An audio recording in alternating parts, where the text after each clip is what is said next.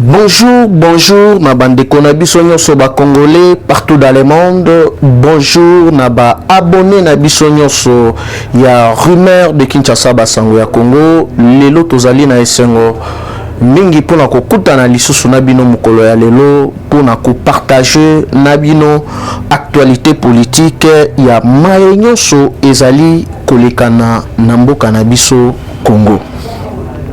Lelo ngai na bino toko partager deux points na ordre du jour. Point ya liboso toko lobela alerte, il y a plusieurs câbles diplomatiques oyo ba lobby keno Rwanda ensemble na Paul Kagame na quelques politiciens congolais bazali ko comploter contre le chef de l'État pour na ko assassiner. Et na minute yo pour comprendre si koyo 4 résolutions oyo bazwaki mukolo ya lobby na Conseil supérieur de la défense oyo ezalaki présidé na président de la République, ministre de défense na quelques ba officiers congolais na kati ya réunion wana bazwaki ba décision nini. Na deuxième point, Torobete Labino, Badessou ya carte, il y a suspension, il y a Rwanda Airways. Parce que, j'espère, il y a 2 mois passés, place Ninina alerta qui sur plan Oyo, Rwanda Airways, Babandaki ko préparé, Babandaki ko comploter contre les gouvernements pour le pouvoir Yafachi. Mais ndenge balobaka toujours que non. L'air que l'on appelle sa mission, appelle sa provision.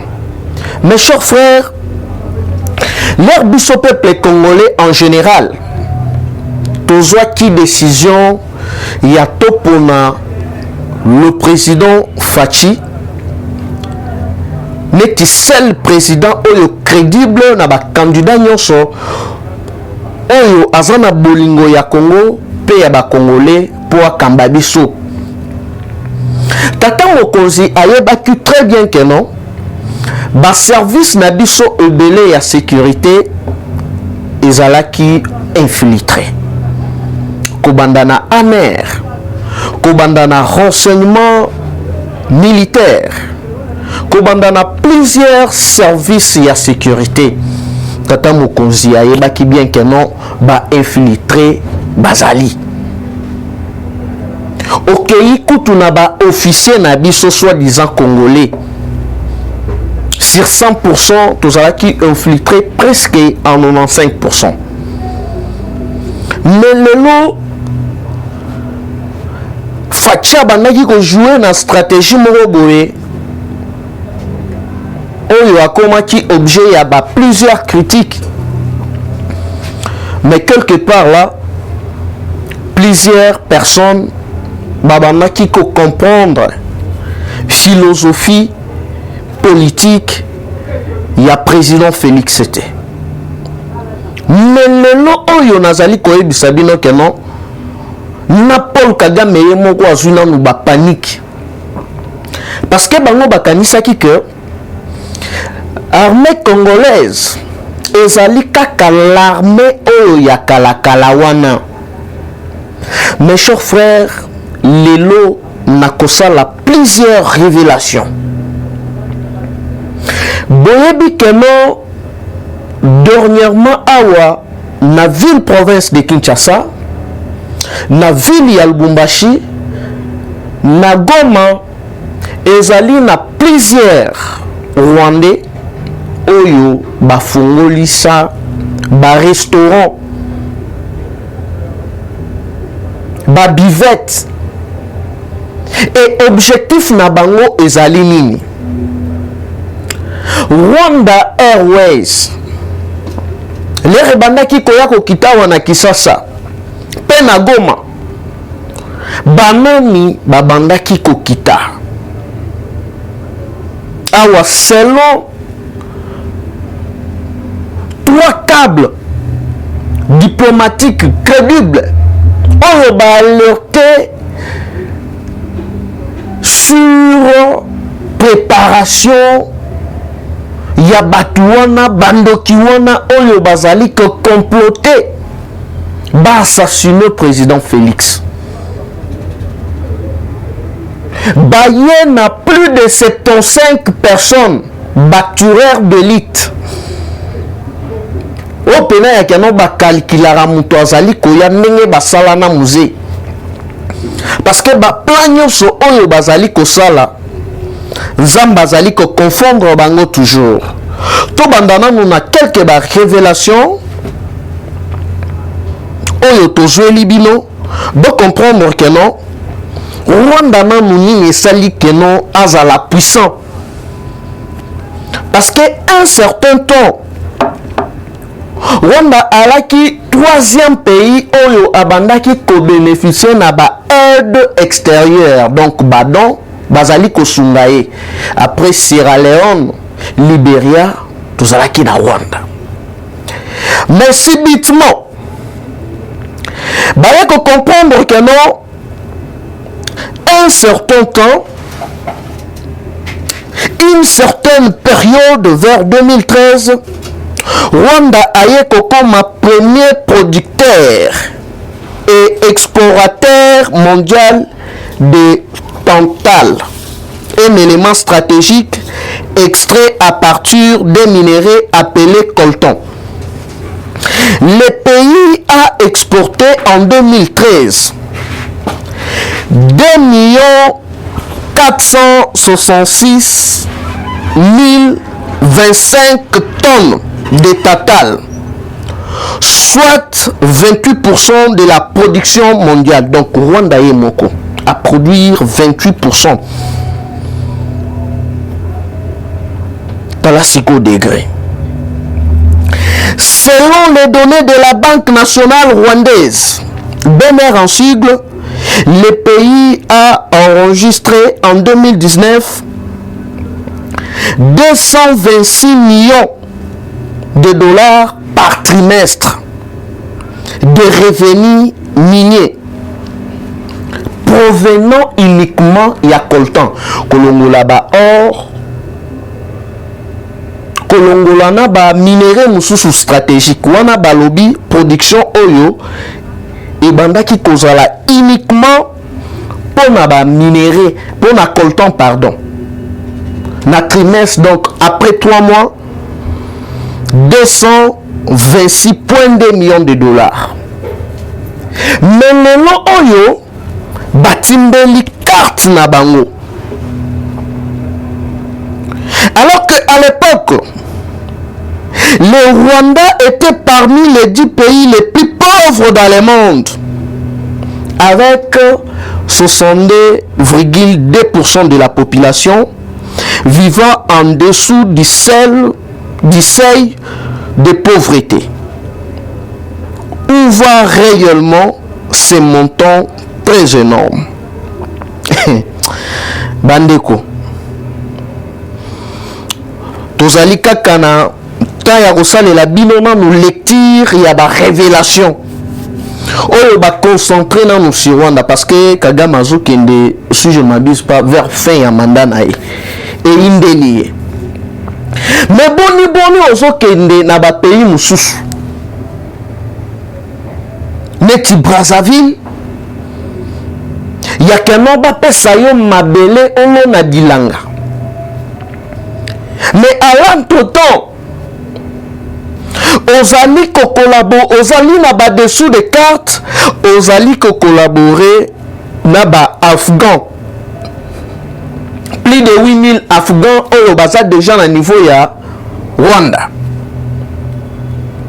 Alors que ba Afghans na bazali ba ennemi numéro 1 ya États-Unis d'Amérique na plusieurs pays ya Europe par rapport ya politique na bango ya terrorisme. Kagame azali ko recruter na Soudan du Sud, azali ko recruter na niveau ya Uganda pe na niveau ya Tanzanie.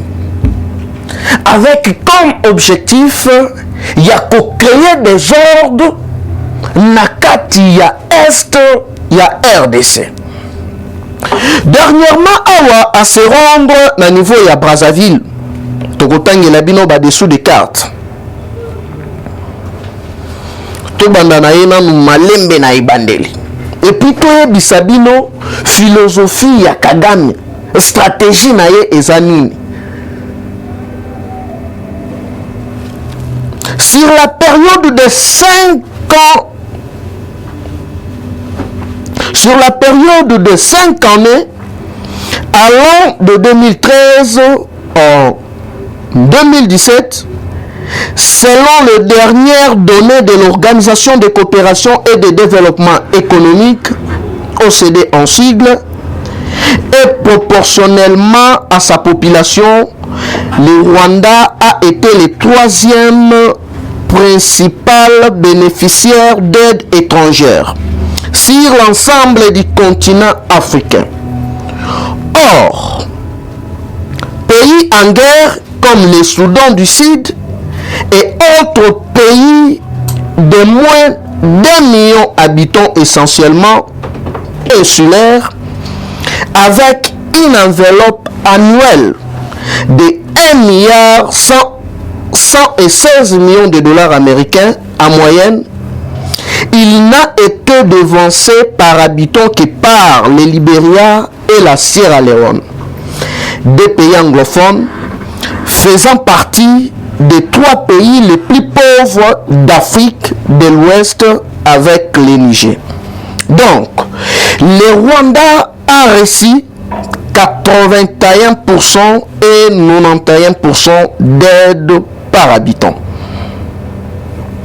Wana eza sikoyo place nini ba structure nyonso oyo evaka na kosala badon na soutenir ba pays le plus pauvre ya Afrique.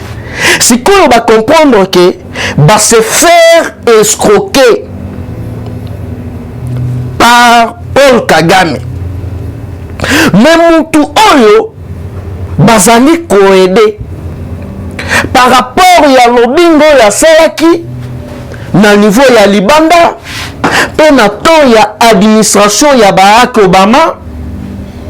Alobi voilà biso batuti tozali minoritaire et sengeli tozala protégé partout dans le monde. Balobi yango bien na ba aide nyonso oyo babandaki kopesa bango ya ofele ba bénéficier na 1,116 milliard de dollars américains. Mais allant au temps, Rwanda yemoko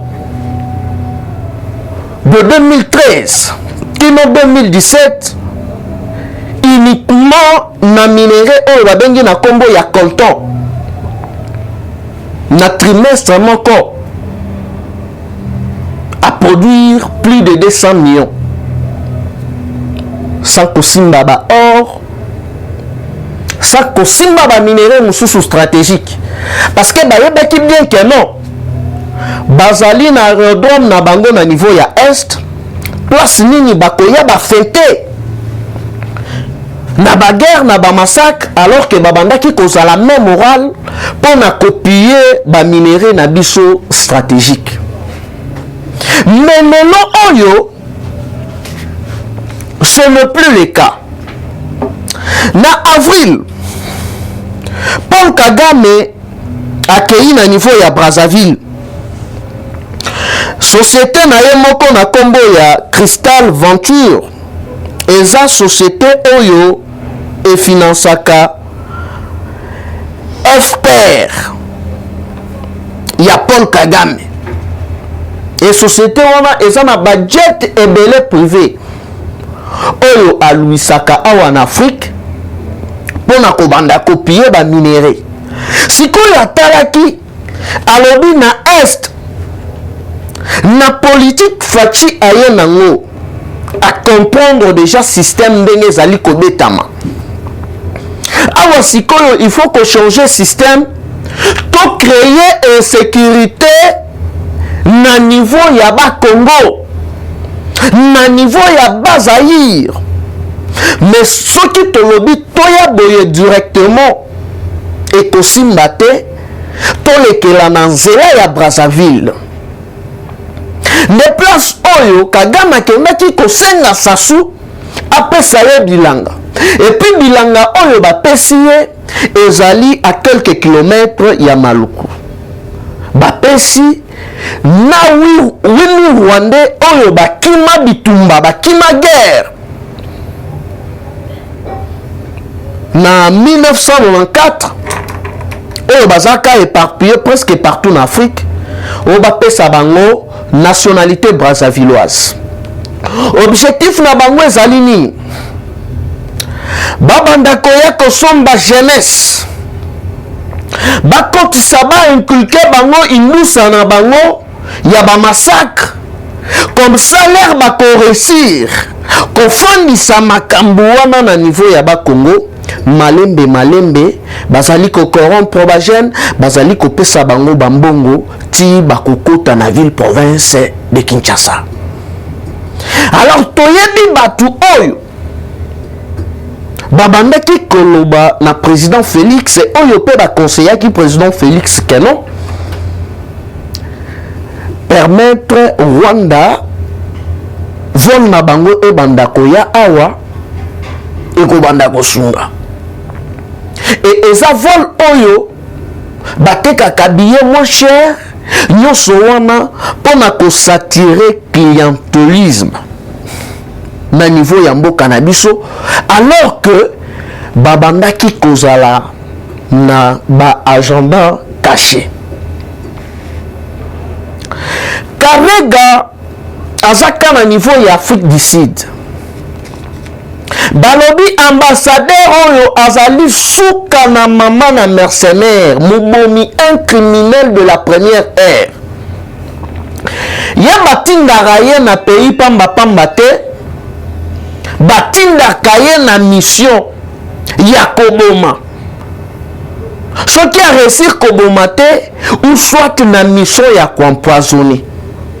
Réunion esalemaka chaque mercredi na ambassade ya Rwanda. Na ba responsable nyonso oyo bazali na ba restaurant awa. Okomona kaka bache mundele liboso, bache libanais, bache indien, mais en coulisses boss to patron ezali un Rwandais. Nyonso wana pona nini babanda ko cibler ba proche ya régime, les députés oyo bazali contre politique ya Paul Kagame babanda ko éliminer bango moko. Ezali philosophie oyo ba metaki en place. Et ezaka kawate. Ezali pe na Lubumbashi, ezali pe na Goma. J'espère que awa déjà na yebi 3 tozali ko continuer na kosala ba investigation na biso na Lubumbashi na yebi moko na kotanga ngote côte ouest eza nonwe ya Karavia e ba mususu oyo na oyela bino liste po batu wana ba se préparaki na nyonso. Mais là qu'est-ce qui se passe? Eza na quelques ambassadeurs oyo pe bakotaki déjà na kati ya réseau wana ya ko exploiter ba minéraux. Dernièrement awa année passée pardon, j'espère que biso nyonso tomona ki lolenge ba assassinaka ambassadeur ya Italie na kati ya RDC. Alors que assassinat wana ezalaki ba compte à rendre na bango. Poya komaki akosuka na localité moko songolo pakala ya avansaki akei na localité mususu. Alors ndenge bayokanaka na MONUSCO na ba rebelle oyo bazali coopérer na est pour na kosala ba partage na bango badili yaki kolekana wana boye bibino nyonso histoire ndenge likanaki siko na minute oyo nanu partenaire stratégique ye pa bandaki nanu ko comprendre bien te lolenge nini na mécanisme oyo Kagame a metaki en place parce que ayebaki ke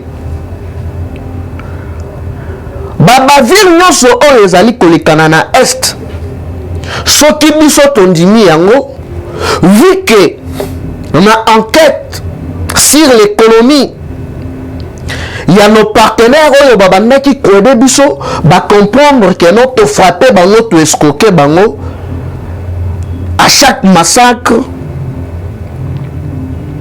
Rwanda bandaki kaka kowangana mais lelo moyen ya kowangana lisusu ezali te parce que même de Kennedy na émission na ebisaka bino lolenge nini ba récupéraka ba minduki na plusieurs tenues ya armée rwandaise. J'espère na point de presse ya ministre ya communication na porte-parole ya FARDC bolandaki ba étape nyonso bana mai siko na minute oyo mayele esili bango tosongi nanu totangela bino na conseil supérieur de la défense présidé par son excellence Félix Antoine Tshisekedi Tshilombo. Yalaki na 4 décisions oyo tata mokonzi azwaki na réunion wana stratégique balobi bien na ba officier oyo toza na bango awa na Congo participation il y a 12 officiers. Allez-y comprendre. Et chaque réunion ezalaka plus de 150 officiers. Mais balobi bien 12 officiers na ministre il y a défense. Et 4 décisions bazui ezali ba décision nini. Décision ya liboso. Le M23 est exclu et qualifié comme un mouvement terroriste et exclu au processus de paix de Nairobi. Donc makambo lisusu ya ko négocier au M23, au Codeco, au ADF, Aboué, Pia. Fatia kotaki bango infiltré bango. Babimisi na mubamayele na bango. Alors que na minute oyo ezali na fausse réconciliation moko ezali ko salema entre Museveni na Paul Kagame. Et Nzamba lingi fachi mingi parce que le président d'Achimi et ya Burundi place président Fachi Akendaki dernièrement azali pe chrétien neti homologue na ye président Félix. Et depuis un certain temps il y a kanga pena frontière na ye libela na Rwanda. Et boya bakeno stratégie échange jamais. Stratégie échange jamais. Parce que déjà Maison Blanche a annoncé à remplacer dans les prochains mois Mike Hammer, ambassadeur américain na kati ya RDC. Et puis Bobo Sanate que non, avant bakanga François Beya, ezali na collège moko ya ba généraux américains plus de 4 oyo bayaka awa bayaka kusala nini point d'interrogation nyonso ezali ya koloba te.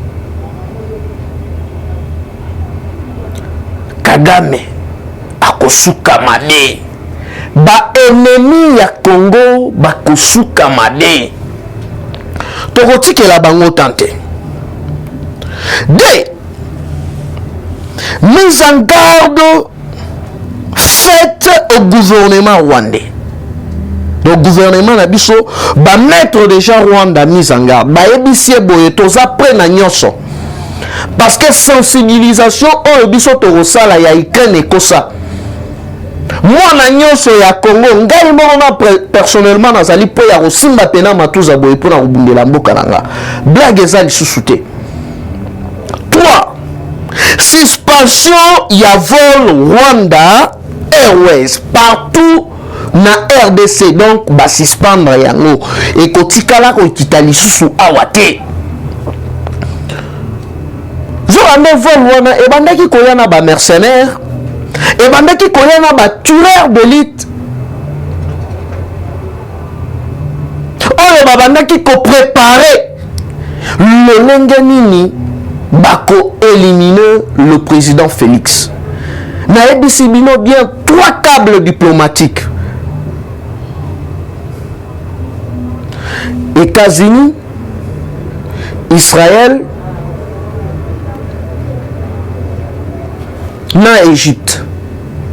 Et dans les prochains jours, Fachi akoyamba plusieurs officiers ya Égypte kapona makambu ya Est. L'air moni mutu oyo alobaka te azwi sikoyo décision ya koloba ke non awa oyo ekoya esala nini eya. Silence radio na victoire ya ba FARDC na biso oyo bazosala na niveau ya Est. Plusieurs localités oyo bayaki oyo basala mbuyema bazumbuma na nzoto. Bomoni na bilili lolenge ba militaire rwandais bazozwa bibendela bango bazokende nango na Rwanda. Lelo bakandide communiqué ya armée rwandaise bazowanga na OTD de wana babandaki kosala ba patrouille bazomona biso ba amike. Le monde mobimba déjà comprendre. Et kamal na bango ezalaki nini yalaki kenon Est ezala balkanisé. Trouble bima Mouboule Salema ba balkaniser RDC. Mais Fatia Yebisaki bango déjà. Tant qu'il y a un président de la République, à ta centimètre mon côté ya mabele na biso et kokende na niveau ya Rwanda. Donc suspension oyo ya vol ya Rwanda Airways boye bakeno minduki bandaki kokita awa na depiese na ba carton ya pam. Et puis batuana na rapport basaki na privilège moko na ndenge moko ya kosarana te. Namoni 2 députés ensemble pour le changement.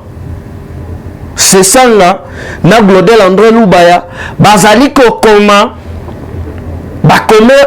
bakome li président ya Assemblée nationale bazo réclamer bapesa bango RVA na remaniement oyo ezali koya sika dessous de carte ya batuana ezali nini parce que Denis Sangaza ancien rebelle, Glodel Lubaya c'est un ancien kabiliste, impôt Katumbi oyo bakendaki ko escroquer peuple kasayen pour ba se faire voter na Congo ya président Félix alors que bazalaki na liste ya Lamuka. Et toyebi histoire ya Glodel André Lubaya oyo asalaka na 2004 to 2005 na niveau ya Kananga parce que akendaki ko la musabukoko ezalaka na gare ya Kananga oyo babengaka Nkwembe pour guerre ekota na niveau ya Kasai. À l'époque Glodel André Lubaya asalaka gouverneur na niveau ya Kasai. Bongo na biso bana mikete toyebi bakarte na bino nyoso. 4e résolution na Conseil supérieur de la défense stratégique, convocation de l'ambassadeur du Rwanda. D'ailleurs ndenge ezali wana selon ba information naza nango avant na ya kosala émission oyo ba ABC déjà abongama avant le 30 juin azonga shebango. Ezana bandeko pe bazali bloqué na niveau ya Rwanda bakomeli gouvernement congolais na biso bazoluka mécanisme nini pour bazongisa bango de sorte que baumela konate. Mes chers frères, vol oyo ba autoriser keno ebanda kokita awa appuyé par batu ya collège ya présidence Nozo Kandé vol wana chaque voyage babandaki koyana ba mercenaires, babandaki koyana ba infiltrés pour na kosala président Félix Madé pour comprendre que non, sur le plan diplomatique a bloqué bango nyonso tout déjà balobing oyo bakendaki kosala libanda pour bazala na soutien moko économique pour na ba élection ya 2023 et simbate. Et j'espère que semaine prochaine na koye la bino na direct kuna na soi-disant réconciliation katangaise mboa et sur mboa courant ezo le kalishu souté zo ane réconciliation ana ezaki nango kaka ba compte rendre Kabila komi ko réclamer kaka mbongo na ye epa ya Katumbi. Affaire à suivre. Mes chers frères congolais de père et de mère, tozali lisusu na temps ya distraction te. Munguna a côté la kibiso déjà nanda. Tozala ekenge, tozala éveillé. Parce que plusieurs services nabiso ya renseignement qui le na koloba 55% les alliés toujours contrôlés par Kabila. Parce que na émission nanga mususu na otaki ko sala awa na lobaki na démontrer la kibino lolenge nini ba proche tout ya Kabila oyo bazalaka recherché par la justice bazwara bangote batuana bakimaka ndenge nini komanda Lubumbashi est nyonso wana donc batuana tout esengeli ko changer bango ndenge déjà to alerter boye tata mokonzi nayebi ke no landa kabiso il est temps ya ko changer batu nyonso wana parce que tolobaki makambo ya Rwanda Airways olandi biso oyoki biso to sepeli na décision wana makasi ndenge o suspendre yango libela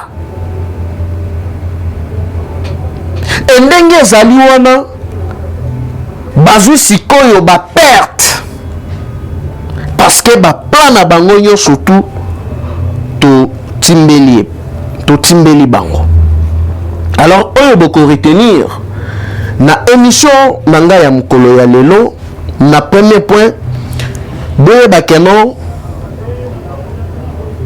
3 pays alertaki sur préparation ya assassinat ya président de la République.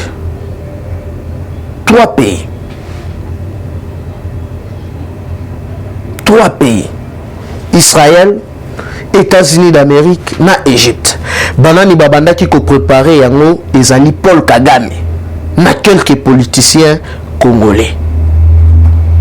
Et na ba résolution oyo bazui na kati ya Conseil supérieur de la défense oyo ezalaki présidé na président de la République na ministre ya défense na nombre moko limité ya ba officiers congolais oyo bazaki na nombre ya 12 sur plus de 400 officiers exactement M23 makambo ya koyoka na lisusu na ba ADF na ba Kodeko eza lisusu te.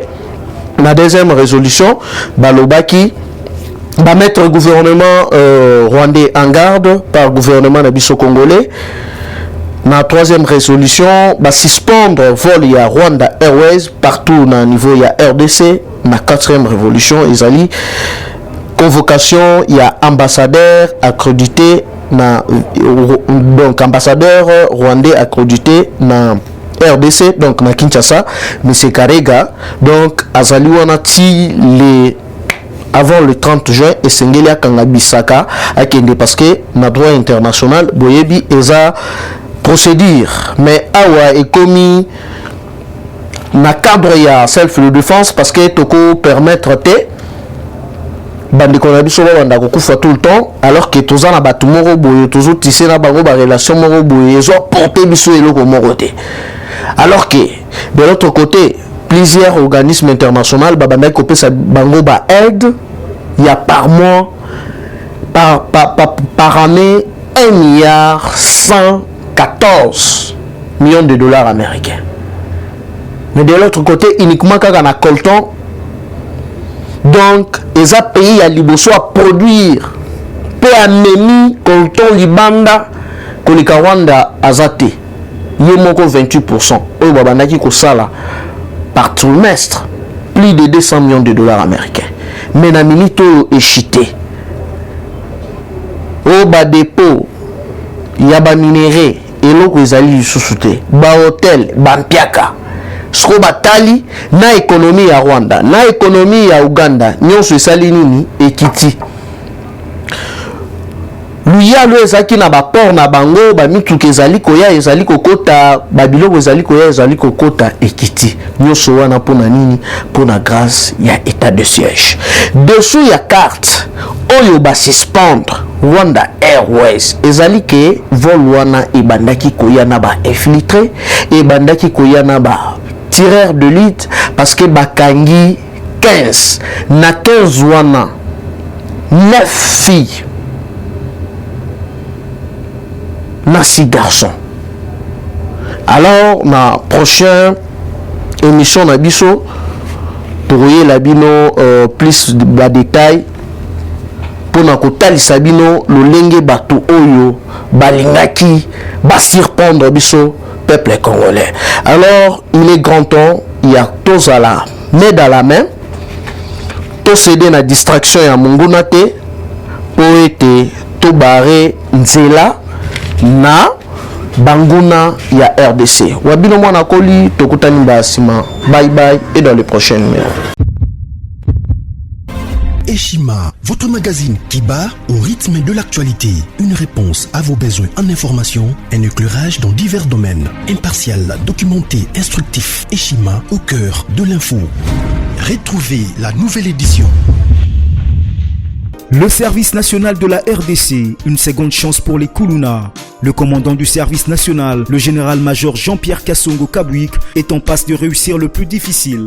La conversion des délinquants juvéniles appelés Kuluna en bâtisseurs de la République. Jean-Pierre Kassongo Kabwik a réalisé des avancées notables à la tête de ce service qu'il occupe depuis juillet 2018. Ce jeune délinquant, presque indomptable dans les rues de Kinshasa, ont finalement été maîtrisés au centre pilote de Kanyama KCC. À ce jour, ils sont endoctrinés et formés à rendre service à la nation, à devenir utiles pour le pays. Au total, 2000 anciens Kuluna devenus aujourd'hui bâtisseurs ont perçu leur premier salaire après une période de 14 mois de formation dans plusieurs domaines, notamment la maçonnerie, la menuiserie et autres. Cette étape a concrétisé la volonté exprimée par le chef de l'État, Félix Tshisekedi, qui prône une autre méthode plus humaine pour l'encadrement de ce jeune brigand urbain et leur réinsertion sociale. Cela à travers la formation pour servir de main-d'œuvre au profit de la République démocratique du Congo. Dans un long entretien accordé à Eshima Magazine, le général-major Jean-Pierre Kassongo Kabwik explique le retour 4 ans après de la production agricole à Kanyama KCC. Dans cette interview exclusive, le commandant du service national égrène les réalisations de cette structure qui revient d'une longue léthargie.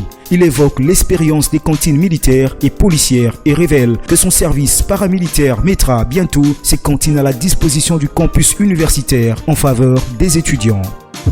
Focus. L'équipe Mwakadi fait exploser le compteur. La DGI dépasse 200% des recettes fiscales au mois d'avril 2022, soit le triple réalisé en avril 2021. Une performance historique jamais réalisée au sein de cette régie financière. À lire également, les FARDC progressent de 5 places au monde selon le classement établi par Global Power. Analyse de l'état de siège décrété depuis 1 an dans les provinces de l'Ituri et du Nord Kivu. Découvrez également plusieurs autres sujets à lire dans ce nouveau numéro. Retrouvez l'intégralité du magazine Eshima dans les kiosques. Eshima Magazine, un nouveau standard d'information.